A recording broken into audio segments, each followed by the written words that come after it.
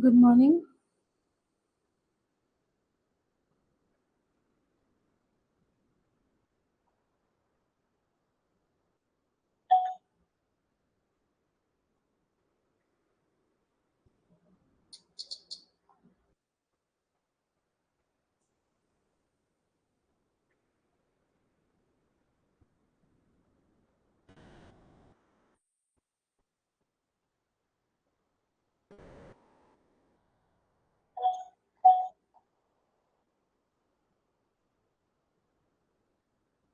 Okay.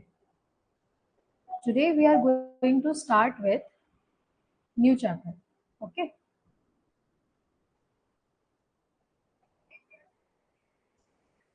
The chapter name is leverage. It is leverage plus. Just a moment.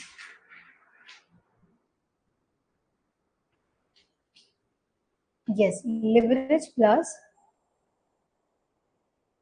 capital structure.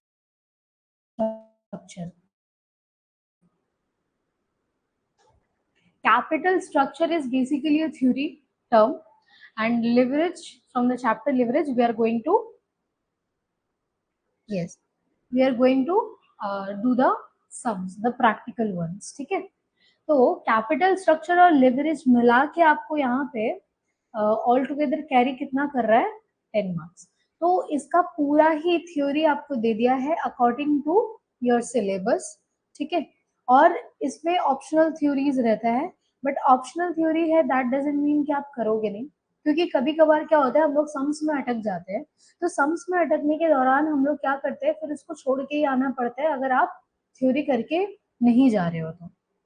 ठीक है, तो इसीलिए हमेशा ही बैकअप में आप थ्योरी को रखो, सो दैट कभी भी अगर सम्स में कुछ भी प्रॉब्लम हो, आपको जितना ही वो सम्स आता हो फिर भी प्रॉब्लम हो सकता है। इसीलिए आपको क्या करना है, हमेशा ही बैकअप में आपको थ्योरी लेके चलना है। तो इस मैट में आपको जितना, इस पीडीएफ में आपको जितना भी थ्योरी दिया है that is more than enough. ठीक है, तो ये दोनों मिला के हम बेसिकली लिवरेज को हाईलाइट क्यों किए, क्योंकि इसका थ्योरी और प्रैक्टिकल दोनों है, और कैपिटल स्ट्रक्चर का भी हम लोग थ्योरी पूरा पढ़ेंगे। तो let's start with the theory first, क्योंकि कुछ भी चैप्टर को करने से पहले सिर्फ फॉर्मूला याद करने से नहीं होता है। We are going to understand basically what the chapter is about. ठीक है, यहाँ पे क्या बोल रहे हैं, मीनिंग। मीनिंग किसका, meaning of leverage. Leverage refers to the use of fixed cost. Fixed cost को हम लोग क्या करते हैं, यूज करते हैं हम लोग। क्या ये लिवरेज जो टर्म है वो ज्यादातर क्या किस में रेफर करता है, ज्यादातर वो रेफर करता है फिक्स्ड कॉस्ट के यूज को, इधर फाइनेंशियल या ऑपरेशनल। फिक्स्ड कॉस्ट को हम लोग दो तरीके से यूज कर सकते हैं, या तो फाइनेंशियल या तो ऑपरेशनल। टू एम्पलीफाई, एम्पलीफाई का मीनिंग होता है कि जब हम लोग किसी टर्म को समझा रहे हैं तो उसको और भी डिस्क्रिप्टिव वे में हम लोग कैसे समझाएं, उसका ही इन शॉर्ट टर्म होता है amplify. To amplify the potential return और लॉसेस इन अ बिजनेस। अगर हम लोग पोटेंशियल रिटर्न और लॉसेस इन अ बिजनेस को अच्छे से समझे तो हम लोग किस चीज का यूज करते हैं, लिवरेज का यूज करते हैं। ये इन्वॉल्व करता है employing borrowed fund, fixed assets, fixed cost. क्यों, to increase profitability of operational और investments। क्लियर हुआ यहाँ तक? ठीक है, अब देखो यहाँ पे टाइप्स ऑफ लिवरेज है। टाइप्स क्या क्या है, फर्स्ट है ऑपरेटिंग लिवरेज। ऑपरेटिंग लिवरेज मतलब ही आप लोग क्या समझ रहे हो, जो ऑपरेशंस हम लोग का चल रहा है regarding mostly the uses of fixed cost. So focus on the relationship between fixed operating cost and business earning. तो ज्यादातर ये फोकस किस में करता है, मेरा जो फिक्स्ड ऑपरेटिंग कॉस्ट है और मेरा जो बिजनेस अर्निंग है, ये उस पे, उन दोनों के रिलेशनशिप पे फोकस करता है। Higher the operating leverage indicate, जितना ये ज्यादा होगा उतना ही ये ग्रेटर सेंसिटिविटी ऑफ प्रॉफिट और to change in sales. Sales में चेंज होगा तभी तो आपका प्रॉफिट इंक्रीज और डिक्रीज होगा, ये एक दूसरे से कोरिलेटेड है। क्लियर यहाँ तक? अब इसके बाद देखो financial leverage refer to the use of debt, refer to the use of debt, borrowed fund to finance operations और investment.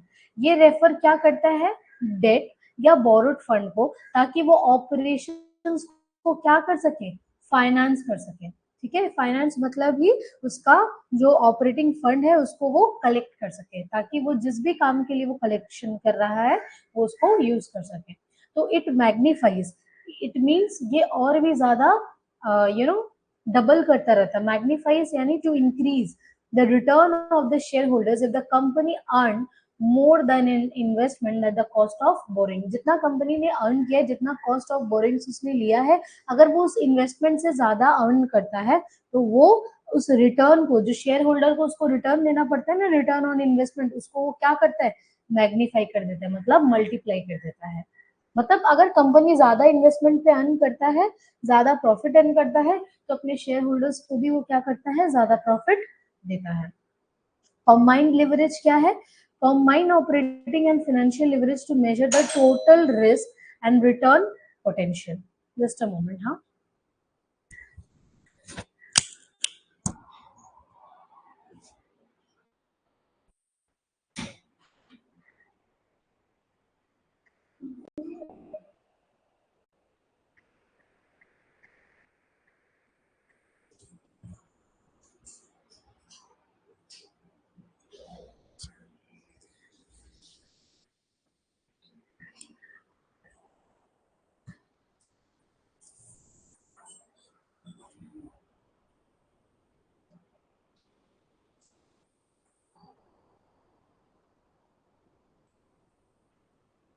combined leverage. So next point, it reflect how to change in scales impact EPS by considering both fixed operating cost and financial obligation. ये reflect करता है क्या, sales के impact को, किसमें, earning per share. I hope you are aware about this term.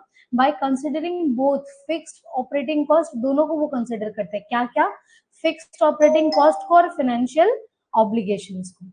ठीक है, in essence अगर इन शॉर्ट हम लोग इन तीन पॉइंट को समझे, द टाइप्स ऑफ लिवरेज को, तो लिवरेज हम लोग के रिटर्न को क्या करता है, इनहेंस करता है, और भी ज्यादा फ्लेक्सिबल करता है, और भी ज्यादा इंप्रूव करता है व्हेन यूज्ड इफेक्टिवली, अगर वो अच्छे से यूज हुआ है तो.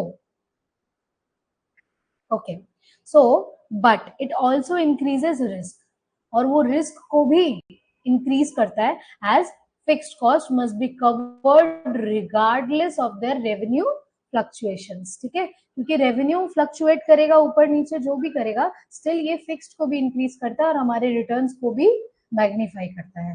बोलो, यहां तक टर्म क्लियर है, समझ में आया? देखो, DOL, DCL, DFL with each significance, ये सब क्या है, देखो यहाँ पे DOL is degree of operating leverage, DFL is degree of financial leverage and DCL is degree of combined leverage. ठीक है, ये आप लोगों को याद करना है. ऑपरेटिंग लिवरेज ऑपरेशंस निकालता है, फाइनेंशियल लिवरेज फाइनेंस के टर्म्स को निकालता है, और इन दोनों के मल्टीप्लाई को हम लोग क्या बोलता है, combined leverage. Along with their significance अगर हम लोग देखें, इसका इंपॉर्टेंस अगर हम लोग देखें, सबसे पहले देखो degree of operating leverage. So DOL क्या करता है, डीओएल मेजर करता है the impact of change in sales. ये देखता है the change in sales. Change को हम लोग इस साइन से रेफर करते हैं. ठीक है, अच्छे से देखो, ये साइन मतलब चेंज इन सेल्स, ऐसे करके हम लोग सम्स में यूज करेंगे.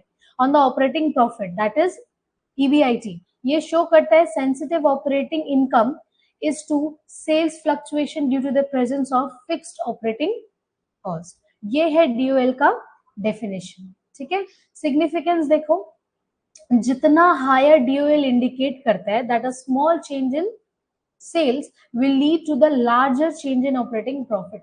जितना भी स्मॉल चेंज ऑफ सेल्स दिखाता है, उतना ही लार्जर चेंज का संभावना होता है अपने ऑपरेटिंग प्रॉफिट में.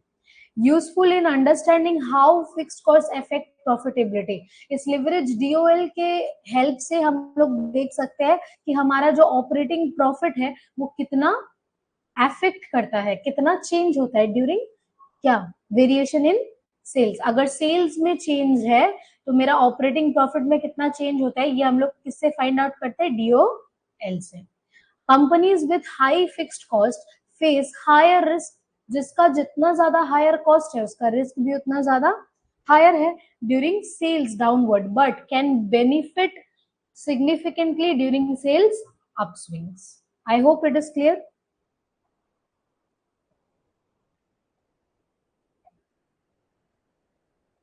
ठीक है. Degree of financial leverage, degree of financial leverage का डेफिनेशन देखो.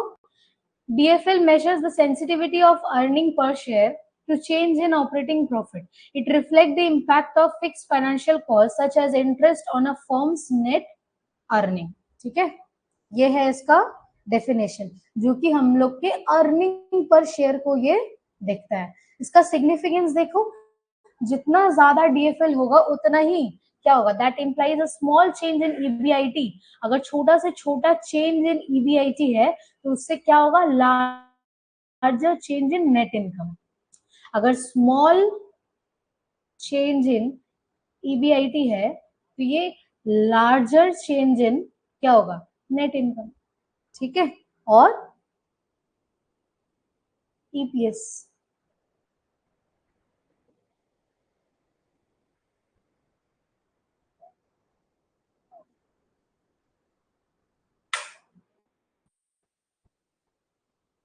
ठीक है,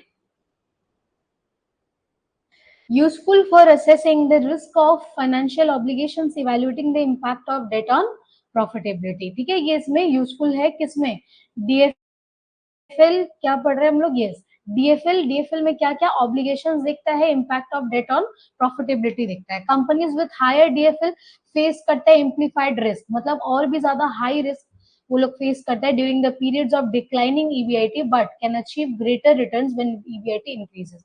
अगर ईबीआईटी डिक्रीज होता है तो उसका रिस्क और ज्यादा बढ़ जाता है, लेकिन अगर ईबीआईटी इंक्रीज होता है तो वो ग्रेटर रिटर्न, मतलब और भी ज्यादा उनको रिटर्न मिलता है. बोलो, क्लियर है यहां तक.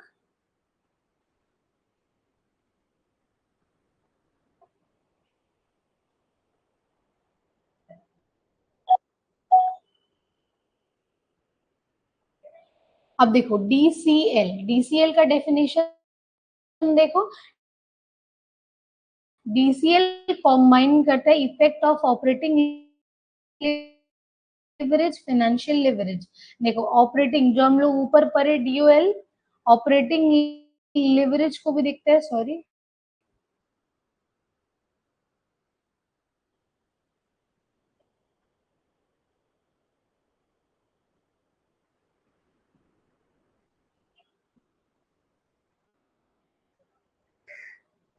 एक मिनट. हाँ,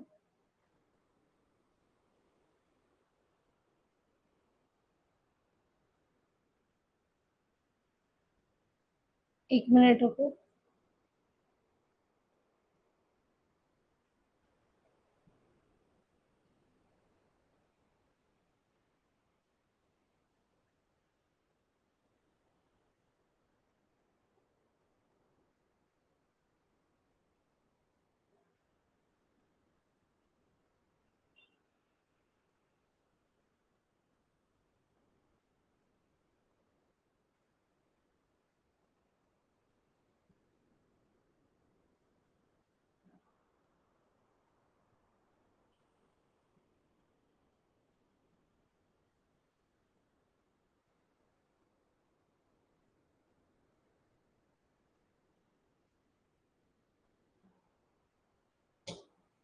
एक मिनट जस्ट.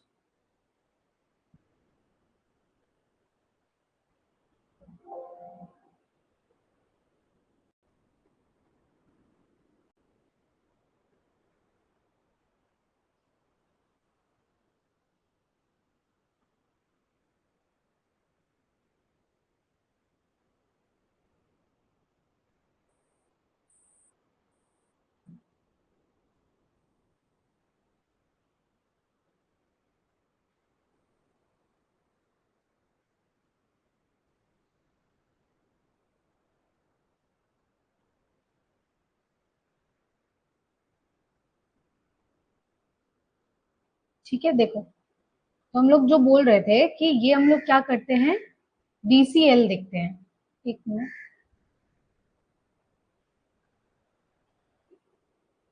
DOL, तो ये हम लोग को क्या दिखाता है, DOL और DFL को हम लोग जब इनटू करते हैं तो हम लोग को क्या मिल जाता है, DCL मिल जाता है, to measure the sensitivity of EPS to changes in sales. जितना चेंज इन सेल्स उतना ही हम लोग देख पाते हैं कि कितना चेंज हमारा अर्निंग पर शेयर हो रहा है। ये असेस करता है total risk arising from the both fixed operating and financial operating.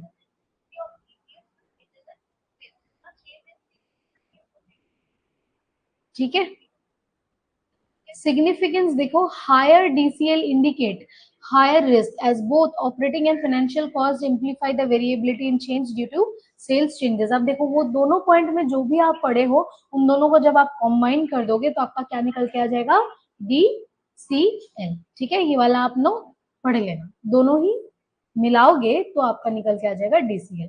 Short note हम लोग देते हैं, देखते हैं EBIT और EPS एनालिसिस में, that is earning before interest and tax or earning per share analysis is a total used to evaluate the impact of financial leverage on a company's EPS at different levels of earning, interest and taxes, that is EBIT. This analysis help in determining the most suitable financing mix, क्या क्या, debt or equity for achieving optimal shareholder return। तो ये चीज हम लोग कहाँ पे देखते हैं, EBIT या फिर EPS, that is income statement में हम लोग पार्ट देखते हैं। की पॉइंट्स देखो, concept, it examines how the use of date,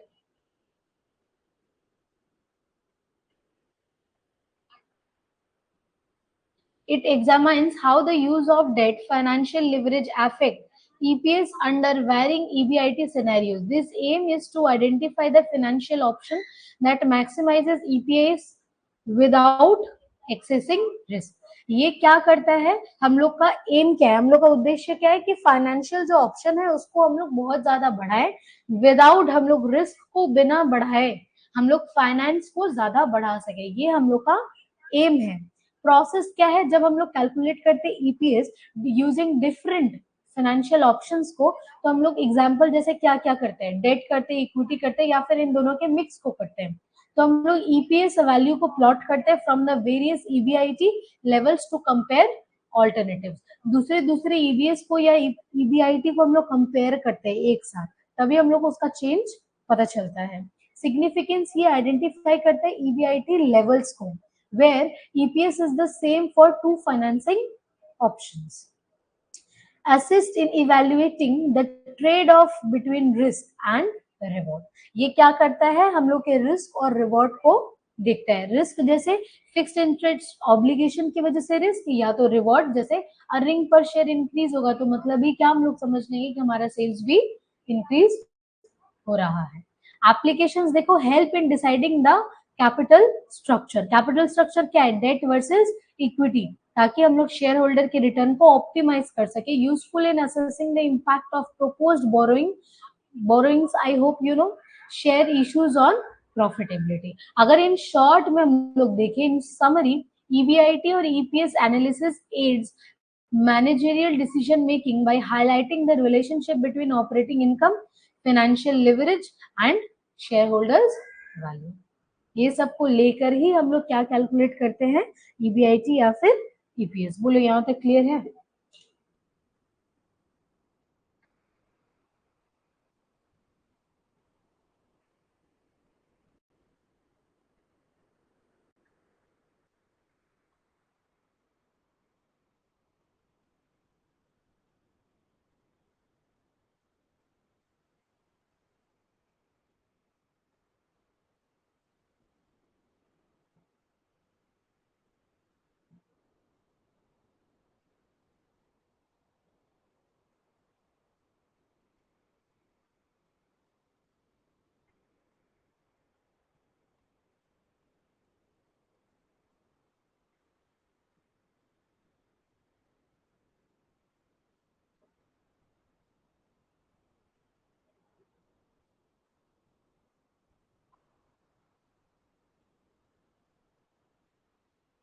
बोलो क्लियर है?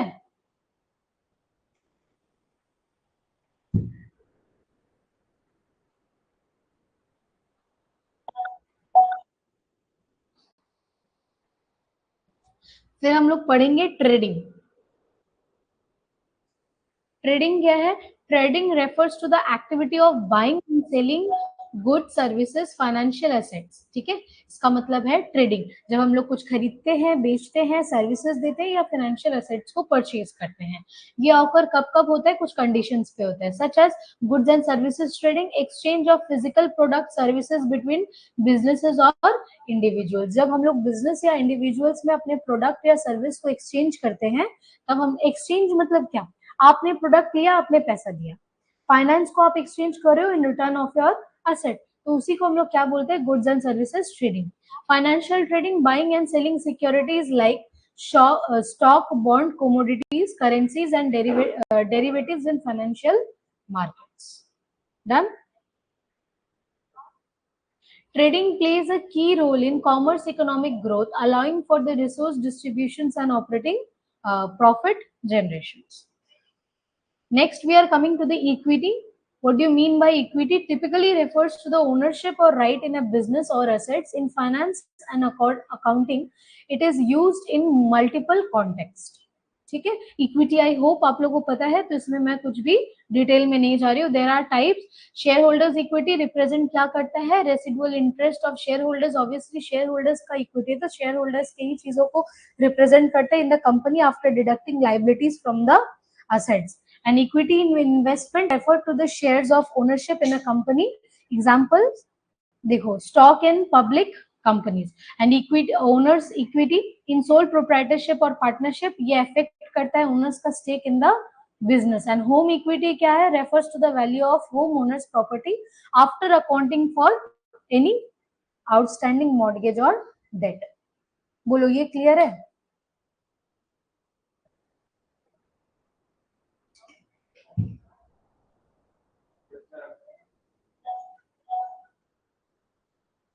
Both equity and trading.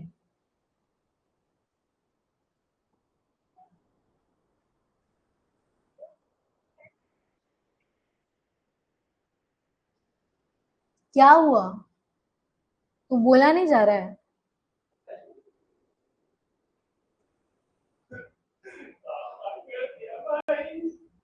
Low, relax.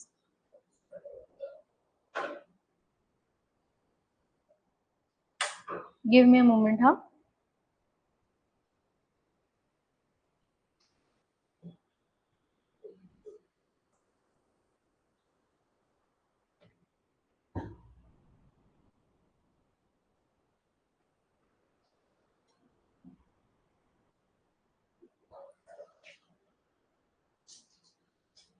ये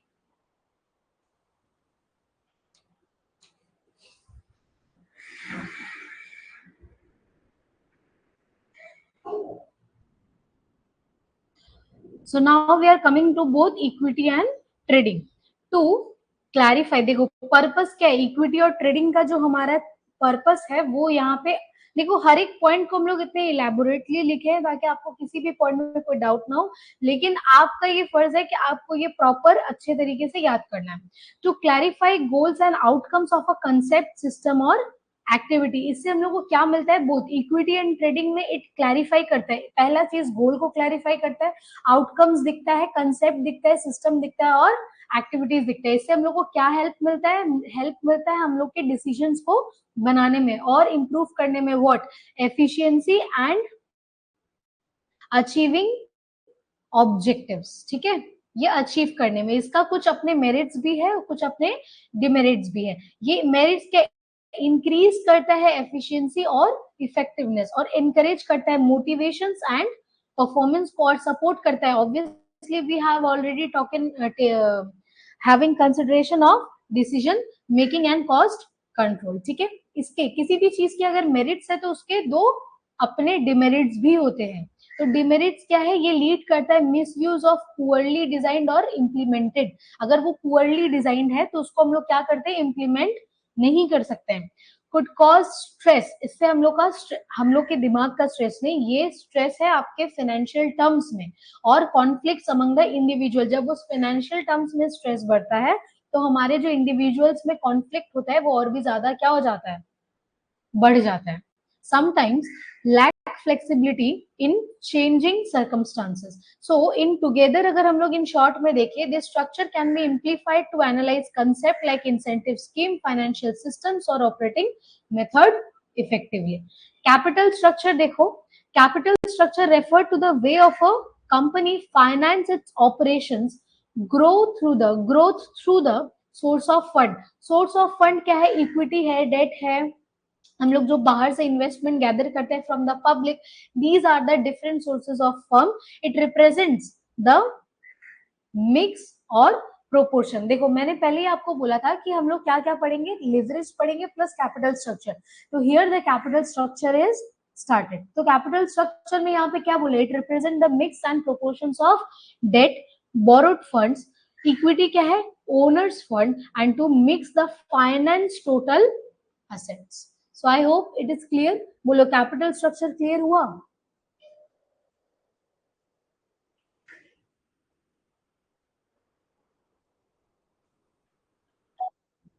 Patterns of capital structure. The patterns of capital structure refer करता है proportional arrangement of equity debt in companies total capital employed. Different patterns है देखो capital structure के, जो कि vary करता है किस पे based किस पे, organizations financial strategy. बड़ा बनाया, अच्छे से हुआ है. Industry norm, risk tolerance below are some common patterns.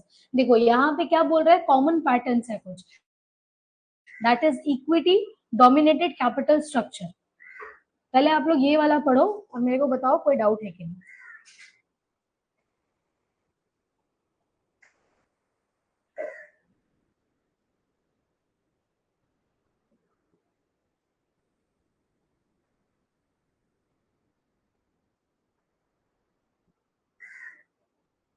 इतना ब्लैक आया नहीं दिख रहे हो तुम.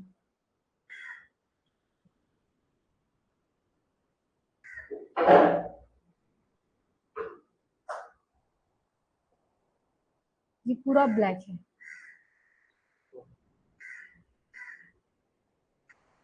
Equity dominated capital structure, majority of funds are come from equity.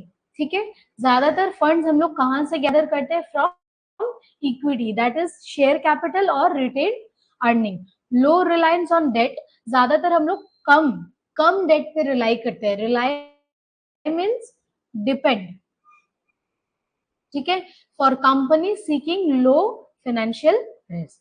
Date dominated capital structure क्या है, higher proportion of fund and borrowed, that is loans and debentures. Common in capital incentive industries but carries higher financial risk due to fixed interest obligation. Equity in optimal proportions help in balancing risk. Balance मतलब ही आप लोग क्या समझ रहे हो, risk को balance करना. यहाँ पे रिस्क क्या है, डेट से जो हम लोग का रिस्क होता है, अगर आप चुका नहीं पाए तो, with a cost effective, as debt often has a lower than equity, lower cost than equity. Dynamic pattern, the fourth is dynamic pattern, adjust करता है capital mix over time based on business needs, such as during expansion, acquisitions, when you acquire something, or economic changes. So each pattern influence करता है the cost of capital. हम लोग ये chapter भी कर चुके हैं, risk profile and the company's flexibility in the managing its finances. ठीक है, optimum capital structure. Optimum capital structure refer करता है ideal mix of debt and equity. जब हम लोग आइडियली डेट और इक्विटी को मिक्स करते हैं तो वो हम लोग को क्या फाइंड आउट करता है, optimum capital structure that minimises the company's overall cost of capital and maximise करता है market value while maintaining a acceptable level of risk. क्या ब्राइटनेस बढ़ाओ. It strikes a balance between financial leverage, that is debt, equity, shareholders equity to achieve financial efficiency and long term sustainability. Long term means here sustainability means to stay. That is optimum capital structure.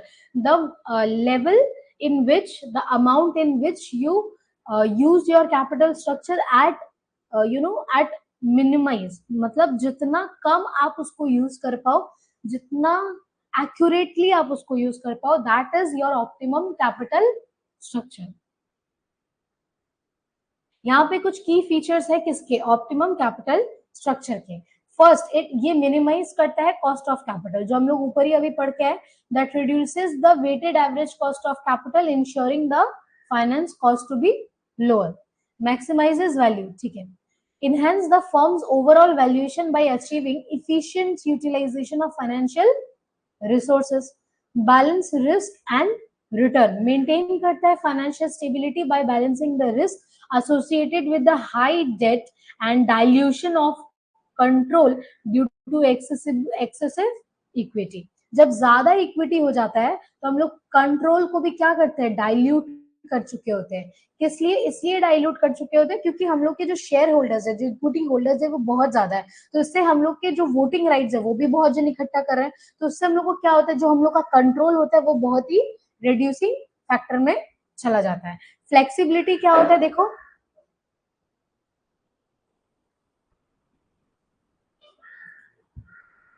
तुम थोड़ा देखो हम कैसे कर रहे हैं।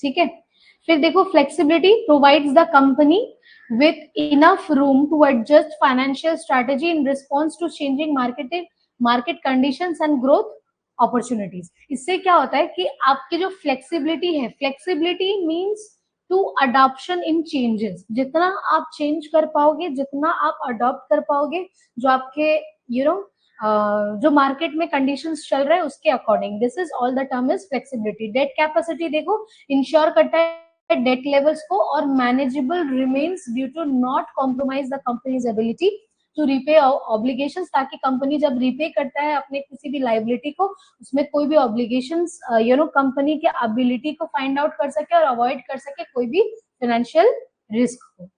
उसके बाद हम लोग देखेंगे significance.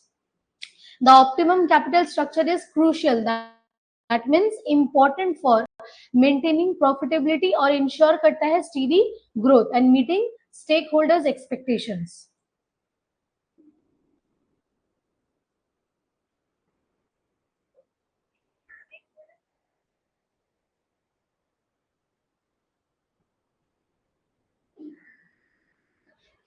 By carefully determining the mix of equity and debt, a firm can leverage benefit like क्या क्या बेनिफिट उनको मिल सकता है, tax advantage of debt, while minimise करेगा फाइनेंशियल रिस्क को। ये है उसका इंपॉर्टेंस। ठीक है, कुछ कुछ फैक्टर्स है, ये बहुत इंपॉर्टेंट टर्म है, इसको याद करना अच्छे से। Factors that aids to be considered in determining capital structure. When determining, जब हम लोग डिटरमाइन करते हैं कैपिटल स्ट्रक्चर को, several factors must be considered to ensure a optimum balance and between debt and equity while minimizing the risk and maximizing the returns. These factors, कुछ कुछ factors ये include करता है क्या, cost of capital को include करता है। They aim to minimize the overall weighted average cost of capital by choosing the right mix of debt and equity। debt और equity को right तरीके से जब हम लोग mix करते हैं तो हम लोग को ये क्या मिल जाता है, weighted average cost of capital। risk profile क्या है, the access financial and business risk। excessive debt जब increase होता है तो risk of the solvency भी क्या हो जाता है, increase हो जाता है, while too much equity may dilute control and returns। the same point is repeating again। next, the third one is flexibility। flexibility remains maintains a structure that allows the company to adapt the changes in market conditions of future financial requirement। control consideration, equity issuance may dilute the ownership and control of existing shareholders, which must be considered carefully। जिसको control को हम लोग consideration कैसे करेंगे, carefully। the profit and stability of earning, form क्या करता है, एक स्टेबल अर्निंग्स को क्लासिफाई करता है ताकि वो अफोर्ड कर पाए higher levels of debt, as they can reliable cover fixed financial obligations like interest payments, ताकि अगर वो अफोर्ड नहीं कर पाएगा हायर लेवल्स ऑफ डेट तो वो इंटरेस्ट पेमेंट्स को क्या कर पाएगा, मेंटेन नहीं कर पाएगा। ठीक है, फाइनेंशियल जो ऑब्लिगेशंस है, obligation means your liability like interest payments. Cash flow positions देखो, एडिक्वेट मतलब sufficient, what do you mean by adequate means sufficient cash flows are essential to meet debt serving requirement, interest, principal and repayment. Tax implications, interest on debt is tax deductible, which makes the debt financing more attractive for reducing tax liability. देखो ये सब कुछ मैं इतना जल्दी आगे इसलिए बढ़ रही हूँ क्योंकि आई होप कि इस प्रीवियस सारे चैप्टर्स में भी आप लोग सेम पॉइंट पढ़ के आ चुके हैं। Market conditions, economic industry conditions influence करता है डेट और इक्विटी को मोर फेवरेबल है या रेजिंग फंड्स है या नहीं। मार्केटिंग जो कंडीशंस है, इकोनॉमिक का जो कंडीशंस है, इससे हम लोग देख सकते हैं कि जो हमारा फंड है या डेट और इक्विटी है उसको हम लोग प्रेफर कर सकते हैं या नहीं। Nature and size of business. Large established companies may have better access to debt financing, while smaller high growth firms often depend more on equity. क्योंकि स्मॉलर साइज है तो वो ज्यादा डिपेंड किस पे करता है, इक्विटी पे। Regulatory framework, adherence means to follow, adherence means to follow to legal regulatory guidance and regarding borrowed funds, the funds you are borrowing from others, limits and capital adequacy requirement. तो ये सारे points को एक बार पढ़ के देखो, क्या doubt है मुझे पूछो।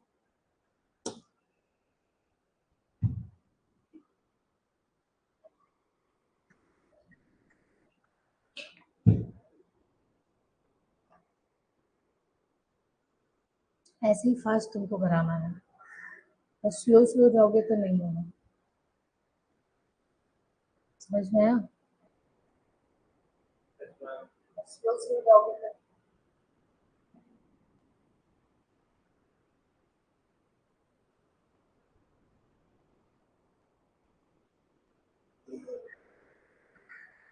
next we are coming to net income approach.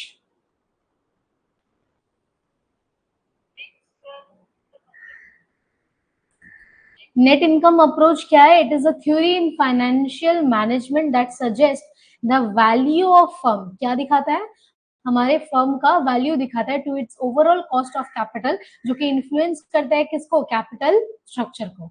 इस अप्रोच से हम लोग क्या अज्यूम करते हैं? The cost of capital remain constant and the use of debt reduces the overall cost of capital, ताकि हम लोग फर्म्स के भी वैल्यू को क्या कर पाए?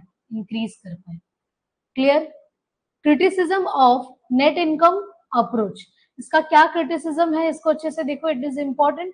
Criticism refers to the expressions of disapproval or feedback regarding someone or something, often pointing out perceived faults or areas for improvement. It can be constructive or negative depending on the intent or delivery.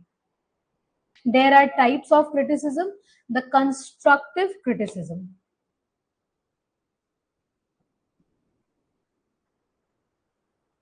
Provide, constructive criticism क्या provide करता है? एक helpful feedback provide करता है, जिसका M क्या होता है? With the aim of improving functions और आउटकम्स।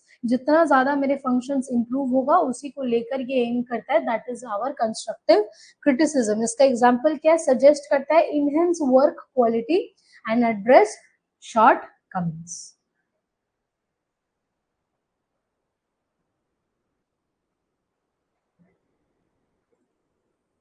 नेगेटिव क्रिटिसिज्म क्या है? फोकस करता है फॉल्ट पे विदाउट ऑफरिंग सॉल्यूशंस, बिना सॉल्यूशंस के वो सिर्फ गलती पे फोकस करता है, विच में डिस्करेज और demotivate the recipient. Self criticism refers to the evaluating one's own action, खुद के एक्शंस को ज्यादा ये देखता है, डिसीजंस देखता है, किसके? ओन डिसीजंस, ओन बिहेवियर, ताकि वो इंप्रूव कर पाए और भी इंक्रीज कर पाए क्या? Self improvement. क्लियर?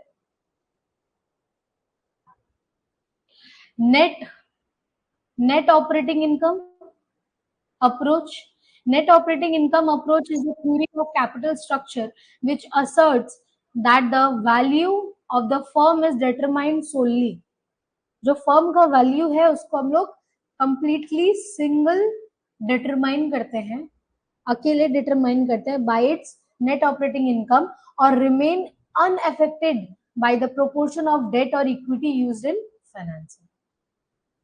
फाइनेंस में अगर कुछ भी इक्विटी या डेट का यूज करते हैं उसको बिना किसी भी छेड़छाड़ के हम लोग क्या करते हैं, सिर्फ थियोरेटिकल कैपिटल स्ट्रक्चर के फर्म का जो वैल्यू है उसको हम लोग डिटरमाइन करते हैं, वो भी अकेले, without any help of anything debt और इक्विटी।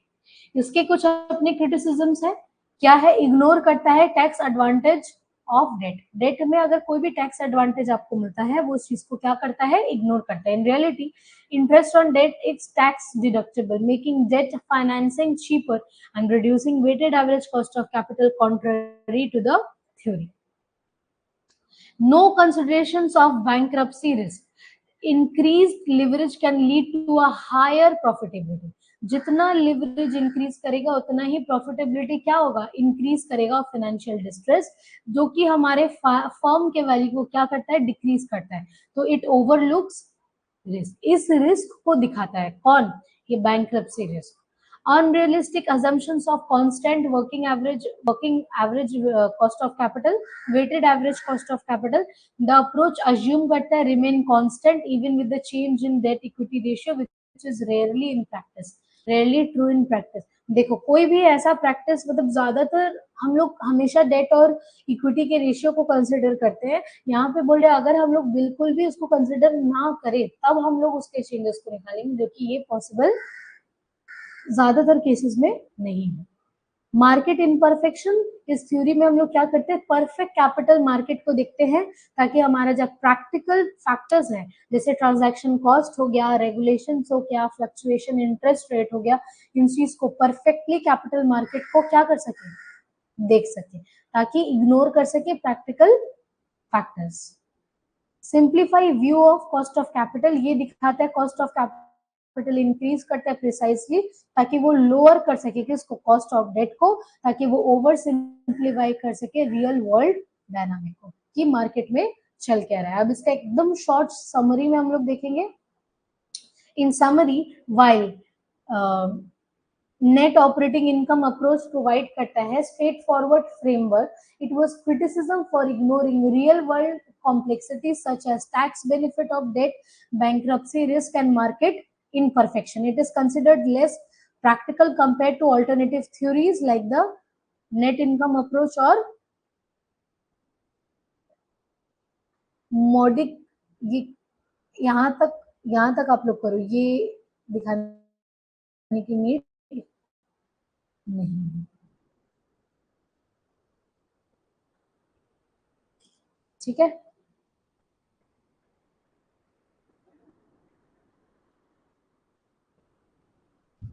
जितना सिंपलर टर्म्स आपका आंसर होगा उतना ही आप मार्क्स कैरी करोगे। अब इसका मतलब ये नहीं कि आप अपना वो सारे टर्म्स भूल जाओ जो कि आप बीकॉम के लेवल के हो। अब अगर बच्चे वाला शब्द यूज करोगे तो वैसा ही मार्क्स मिलेगा।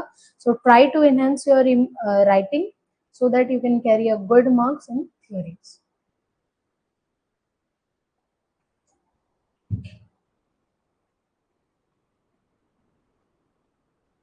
अब हम लोग फॉर्मूला देखते हैं, ठीक है। थ्योरी इज कंप्लीटेड, यहीं तक आपका लेवरेज और कैपिटल स्ट्रक्चर का थ्योरी था। तो कुछ देर आप लोग टाइम लो और पूछो अगर कुछ भी डाउट है तो, otherwise we will start with theories.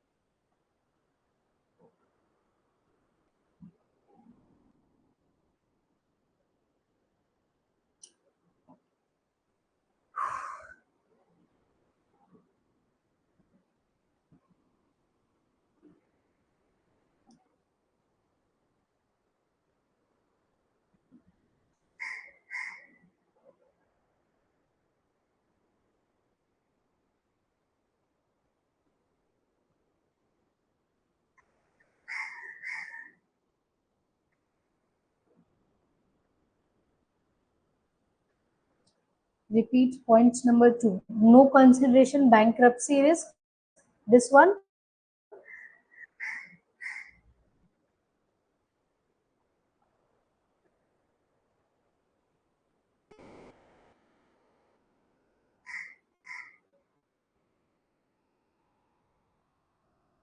Okay, देखो यहाँ पे क्या बोल रहा है, no consideration of bankruptcy risk, increase leverage can lead to a higher profitability. जितना आपका लिवरेज, ऑपरेटिंग लिवरेज जितना ज्यादा इंक्रीज करेगा, आपका जो प्रॉफिट है वो उतना ही ज्यादा इंक्रीज करेगा, ठीक है। ऑफ फाइनेंशियल डिस्ट्रेस विच में increase the firm's value, decrease the firm's value. कैसे?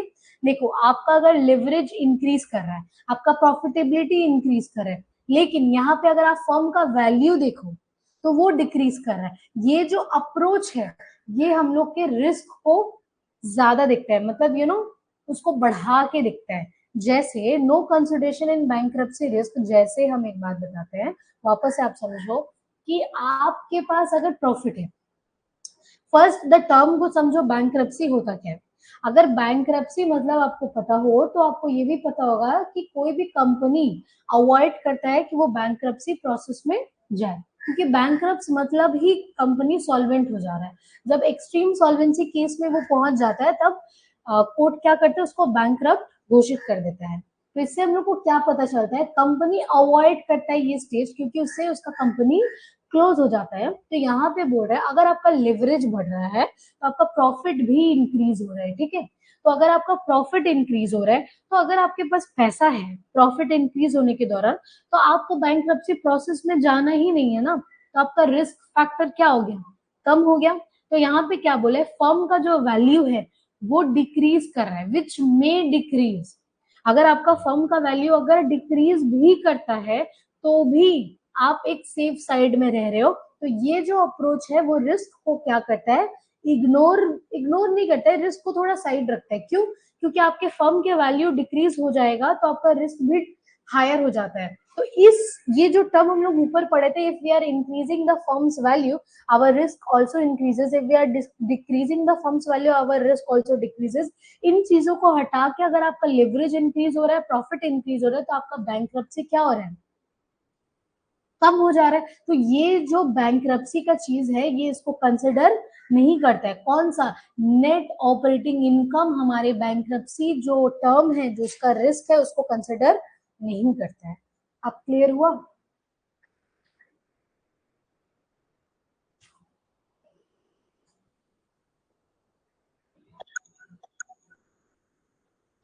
Any other doubt? देख लो ऊपर।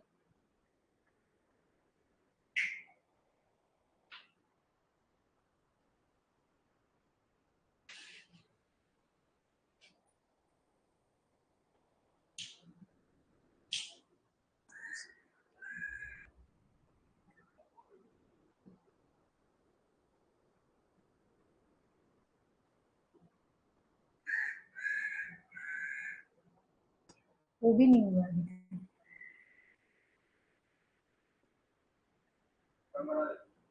अभी।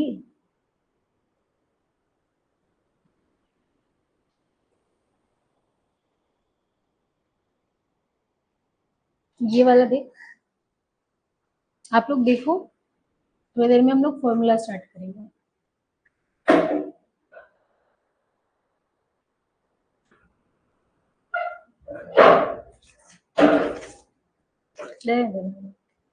ये देखो, यहाँ तक हो चुका है, ठीक है।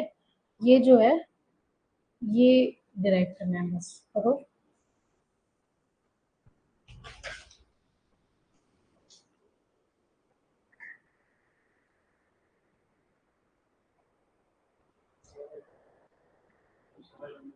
नहीं आया? नहीं, मतलब वहां तक ही हम किए हैं, आगे टाइम नहीं था। सिर्फ वही वाला पॉइंट एक ही हुआ है अभी तो।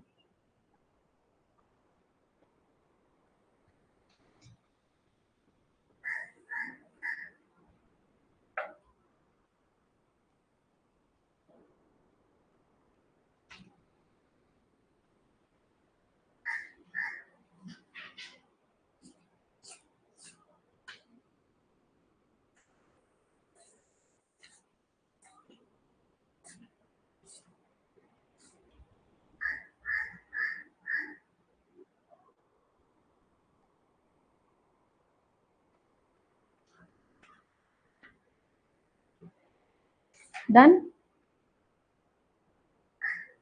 एक बार इधर आओ, इधर बैठो ना।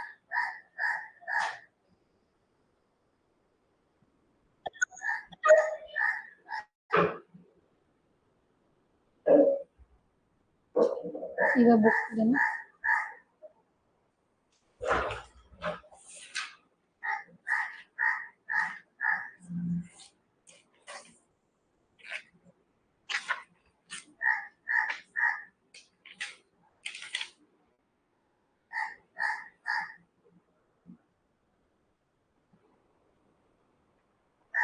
फॉर्मूला देखो, हम लोग यहाँ से अभी पढ़ा रही हूँ मैं, बट एक बार फिर भी देख लो।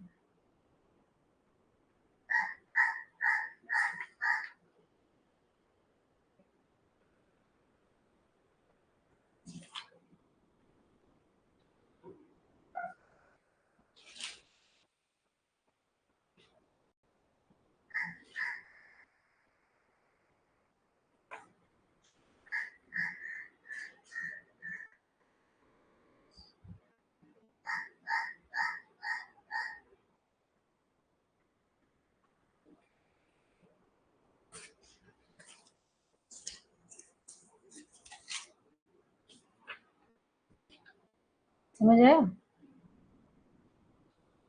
देखिए वाला क्वेश्चन है।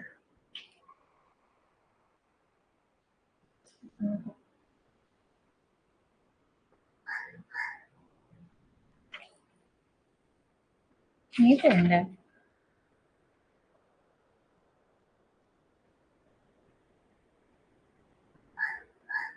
यही पे एंड है शायद। ये वाला करके तो सिर्फ पॉइंट नंबर ई। ठीक है, चलो यहाँ पे देखो, फॉर्मूला देखो। DOL, DOL हमारा क्या है? Degree of operating leverage. ठीक है, जो कि कंट्रीब्यूशन बाय ईबीआईटी है। अब ये कंट्रीब्यूशन क्या है, आप लोगों को पता है? इनकम स्टेटमेंट अगर किए होगे कोई भी स्टूडेंट, तो उसको ये कंट्रीब्यूशन पता होगा, ईबीआईटी भी पता होगा। ठीक है, हम लोग फिर भी करेंगे, don't worry from the very beginning. So DOL का ये फॉर्मूला है। डीएफएल का फॉर्मूला क्या है? अगर वहां पे कोई भी प्रेफरेंस नहीं दिया हुआ है, if there is no preference dividend, तब हम लोग ये वाला फॉर्मूला लेंगे, EBIT by EBT. If there is preference dividend, तो हम लोग क्या लेंगे? ईबीआईटी बाई ईबीआईटी लेंगे, ईबीआईटी बाई ईबीटी लेंगे, लेकिन माइनस कर देंगे प्रेफरेंस शेयर को टैक्स से। ठीक है, फिर है डीसीएल। डीसीएल क्या है? जो मैंने बोला था, कॉम्बाइंड लिवरेज, दोनों को मिलता है डीओएल इंटू डीएफएल। यहां तक क्लियर है? बोलो।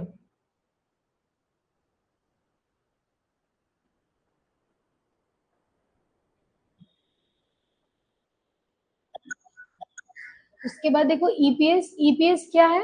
Earning per share, total earning available to equity share holder fund, number of equity share.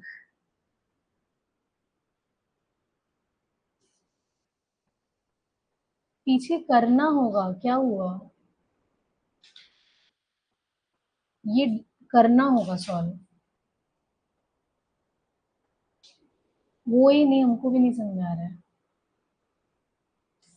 Okay, total earning to equity share holder by number of equity share, इससे तो EPS निकलता है पर equity earning per share, ये तो सबको पता है। देखो PV ratio, that is profit volume ratio, ये क्या है? Contribution by sales. Debt equity ratio, ये हम लोग पिछले चैप्टर में भी किए थे, डेट बाय इक्विटी। इसको थोड़ा अच्छे से अभी देखो, उसके बाद हम लोग नीचे स्टेप में जाएंगे। इसको अच्छे से देखो पहले। वो हमको भी नहीं आ रहा है कि यही तक जितना हम किए उतना ही तक इनफ रखे।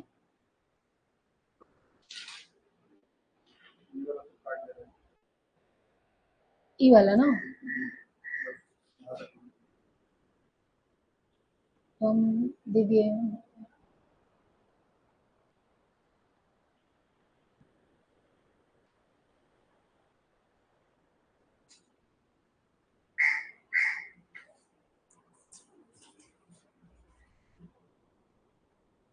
डन। इसको ना सॉल्व करके लिख दो।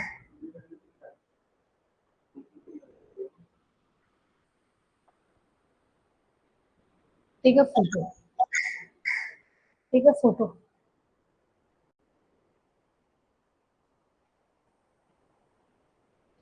ठीक है, अब हम लोग देखेंगे ये स्टेटमेंट, इसको अच्छे से देखो। देखो, chart showing degree of operating leverage, degree of financial leverage and degree of combined leverage.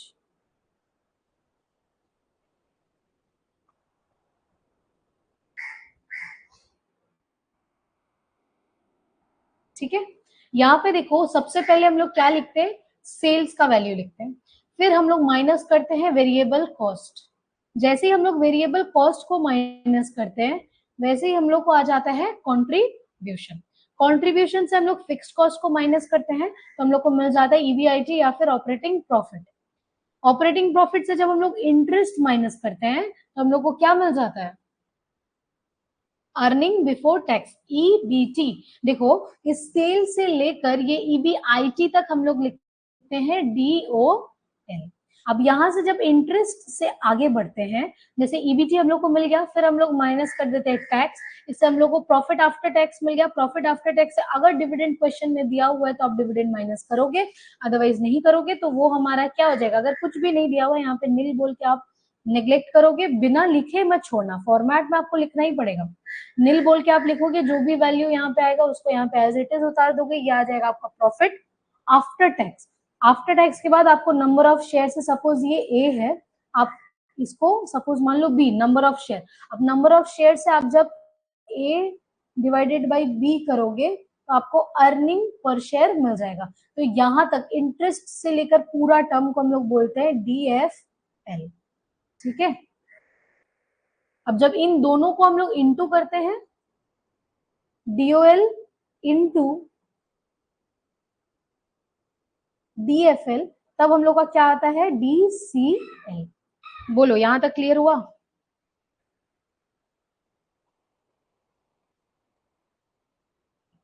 ये आपको चार्ट याद करना होगा।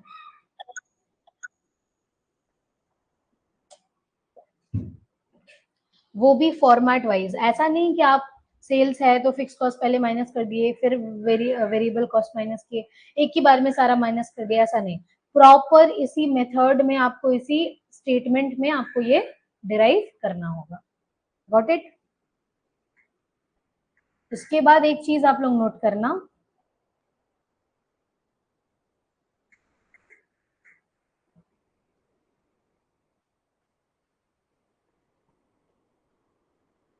एक चीज आप लोग अपने कॉपी पेन में नोट कर लेना।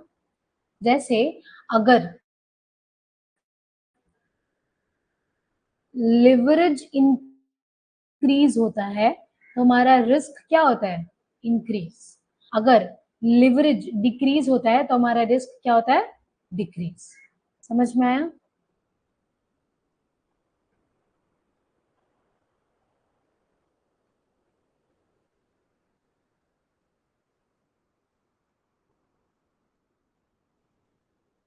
ठीक है, एक चीज और, जैसे जो हमारा ईबीटी है, ये अगर हमारा नेगेटिव में आया, अगर ईबीटी हमारा नेगेटिव में आ रहा है तो यहाँ पे टैक्स क्या माइनस होगा, जीरो। अगर आपका अर्निंग ही नहीं है, अर्निंग बिफोर टैक्स, तो अर्निंग्स आपका अगर जीरो है, माइनस में जा रहा है, तो आप टैक्स कहां से पे करोगे, नहीं पे कर सकते, तो इसलिए ये क्या हो जाएगा, जीरो। Got it. क्लियर है, बोलो।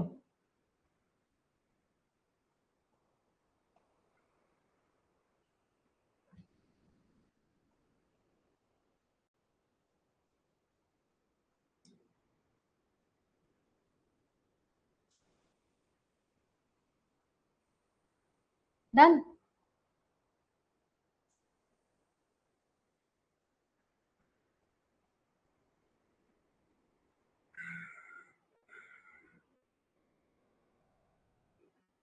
ये वाला कौन सा नंबर है, ये वाला पेज, ये वाला एक और अभी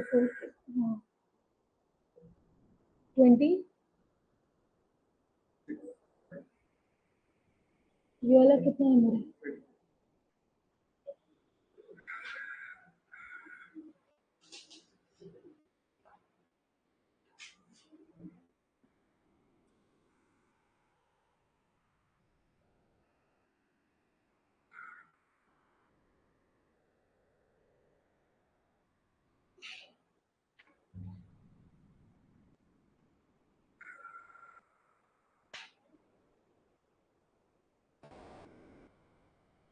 ठीक है, तो ये जितना जितना आप लोग को मैंने फॉर्मूला बताया है उसको आपको याद करना है प्रॉपर।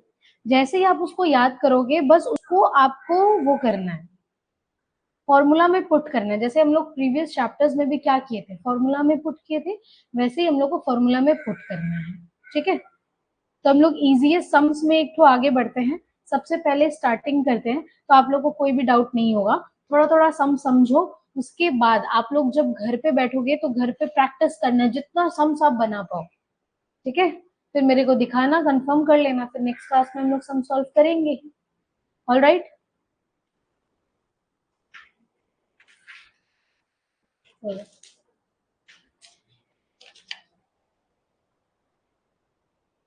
मैं सेव कर लेंगे।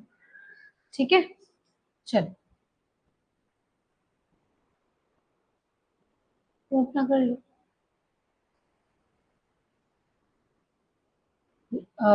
उसमें लैपटॉप में भी तो एडिट करना है,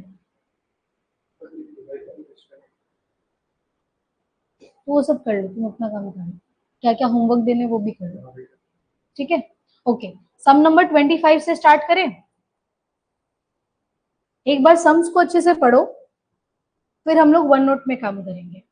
देखो, find different types of leverage और ईपीएस। यहाँ पे डिफरेंट टाइप्स बोल दिया है, यानी कि हम लोग को तीनों टाइप ही निकालना है। क्या क्या? D O L, D F L और डी सी एल, तीनों ही टाइप हम लोग को निकालना है। और हम लोग को क्या निकालना है? Earning per share. देखो, इक्विटी शेयर कितना दिया हुआ है? 12,000 और 10 each, that is 1,20,000। Earning, retained earning कितना दिया हुआ है? 40,000। 10% डिबेंचर 1,60,000। सेल्स 12,00,000। ये सारे पीडीएफ आप लोग के ऐप में अपलोड हो चुके हैं, आप लोग वहां से देखिए। Fixed operating cost 1,00,000, variable operating cost ratio 40,000, income tax 40,000। Clear? बोलो, क्वेश्चन क्लियर है?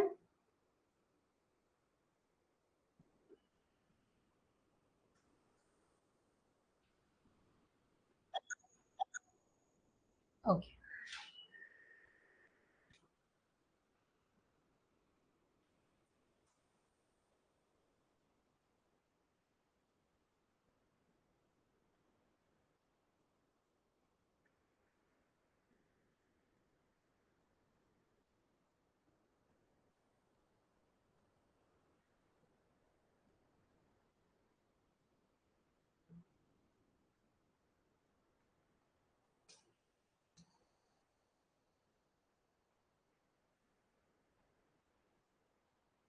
ठीक है, चलो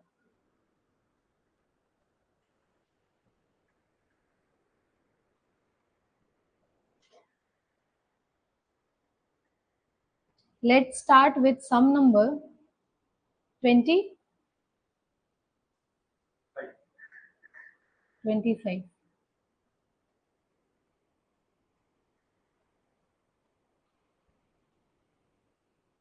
सी योर बुक्स। ठीक है, सबसे पहले हम लोग लिखेंगे कैलकुलेशन ऑफ, लिखो calculations of leverage and EPS.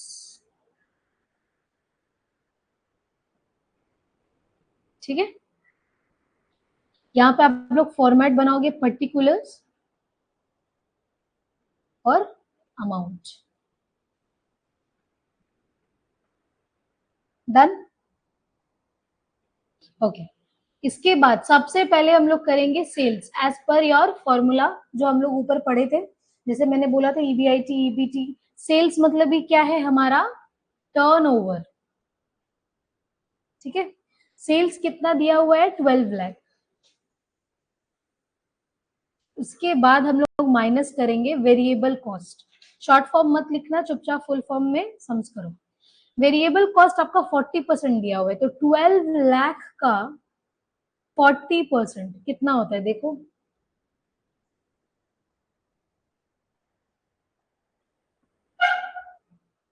12 lakh का 40% इज 4 लाख 80।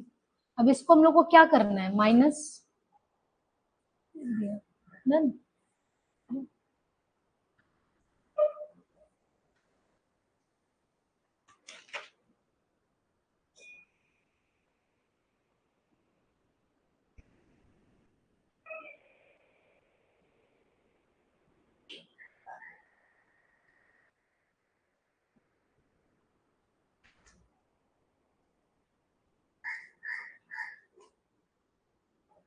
इससे हम लोग को क्या निकल के आ जाएगा, कंट्रीब्यूशन। बस कुछ नहीं, आपको एज अ फॉर्मूला में चलते जाना है। कंट्रीब्यूशन मेरा कितना आ रहा है, 7,20,000। इसके बाद कंट्रीब्यूशन से हम लोग माइनस कर देंगे फिक्स कॉस्ट। आप लोग फिक्स कॉस्ट भी लिख सकते हो या ऑपरेटिंग फिक्स कॉस्ट भी लिख सकते हो। ऑपरेटिंग फिक्स कॉस्ट कितना है हम लोग के क्वेश्चन में, 1 लाख। क्वेश्चन बुक देखो, बुक फॉलो करो।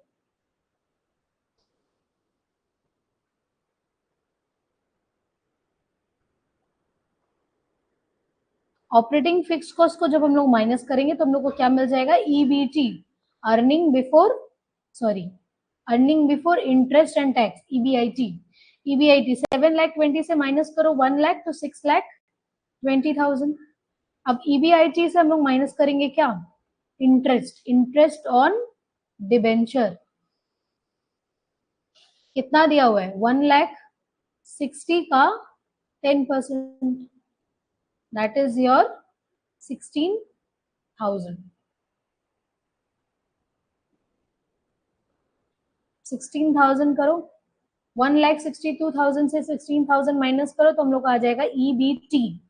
ईबीटी कितना आ रहा है, 604, सॉरी 604,000, ठीक है। अब ईबीटी से हम लोग माइनस करेंगे क्या, इनकम टैक्स,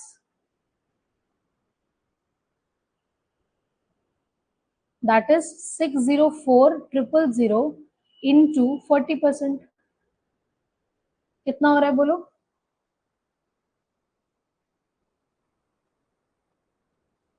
241,600।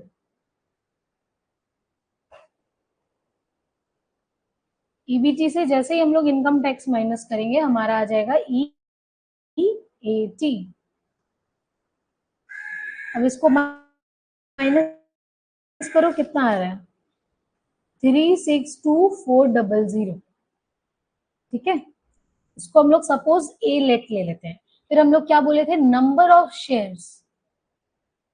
इसको हम लोग बी लेट ले लेते हैं। क्वेश्चन में नंबर ऑफ शेयर्स कितना दिया हुआ था, 12,000। कैसे, क्वेश्चन फॉलो करो। 12,000 शेयर्स ऑफ 10 ईच, तो शेयर्स इज 12,000।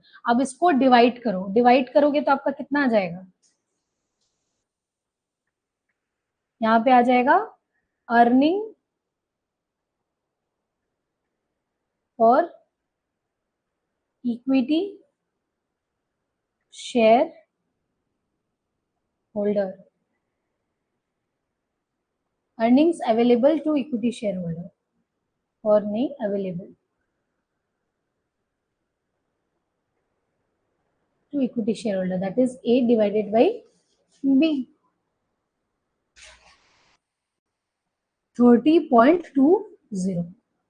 ये आ गया हमारा earning per share. Done, earning per share आ गया। अब हम लोगों को क्या करना है, डिफरेंट टाइप्स ऑफ लिवरेज निकालना है। यहां तक नोट करो और बोलो, हो गया।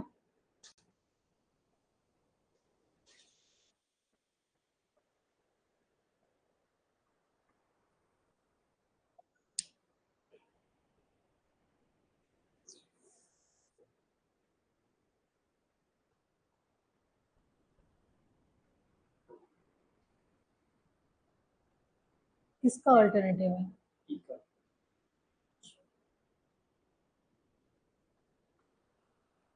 ओके, नेक्स्ट हम लोग डिफरेंट टाइप्स ऑफ लिवरेज निकालेंगे। तो सपोज नंबर 1 हम लोग निकाल रहे हैं DOL। क्या क्या निकालने बोला है? DOL, that is degree of operating leverage. तो सबसे पहले क्या होगा formula? Contribution whole divided by EBIT। अब देखो ऊपर हमारा कंट्रीब्यूशन कितना आया था? ये देखो कंट्रीब्यूशन इज 7,20,000, EBIT था 6,20,000। यहाँ पे लिखो 7,20,000, EBIT इज आवर 6,20,000। कितना आ रहा है? 1.16। इसी तरह से DFL निकालो। DFL is EBIT by EBT।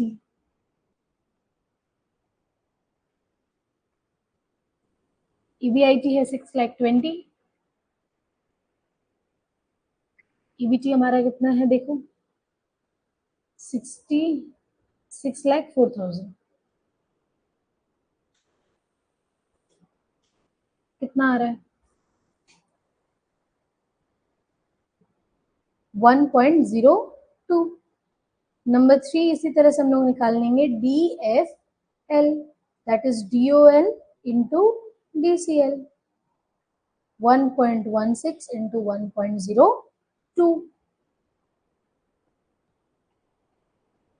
1.1832।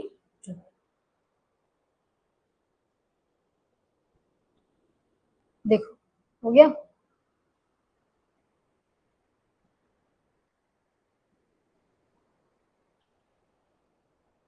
okay.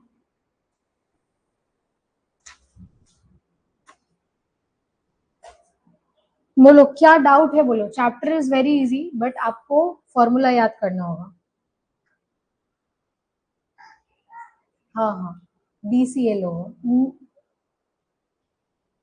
कभी कभार राइटिंग मिस्टेक हो जाता है।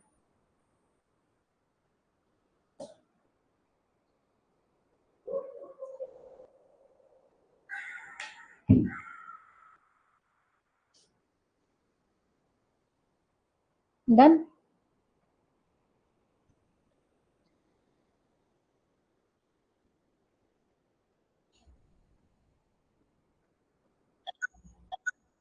आगे बढ़ते हैं। ये सब समझ में आया अच्छे से? तो हम लोग इसी तरह से दूसरे दूसरे सम्स भी करेंगे। चलो नेक्स्ट सम्स में चलते हैं।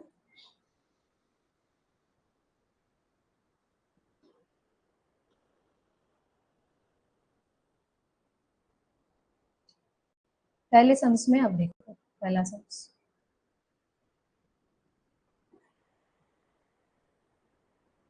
देखो फाइंड आउट, क्या क्या फाइंड आउट करने बोला? Operating leverage that is DOL, operating financial leverage DFL, operating combined leverage DCL। यहां तक आप लोग निकाल लोगे। उसके बाद बोला है रिटर्न ऑन इन्वेस्टमेंट बस, और EBIT निकालने बोला है बट विद अ कंडीशन कि अगर सेल इंक्रीज होता है बाय 50,000 तो मेरा कितना EBIT आएगा। ठीक है, देखो सेल कितना दिया हुआ है 100 per unit, that is 3 lakh. Variable cost 50%, fix cost 1 lakh, borrowed fund 100,000 at the rate 10% per annum, equity shareholder 100,000 rupees 100 each, and taxes 40%. So this is your sums. अच्छे से देख लो, then we will start with solutions. यहां तक तो आप लोग निकाल ही लोगे, isn't it? करो आगे बढ़ो।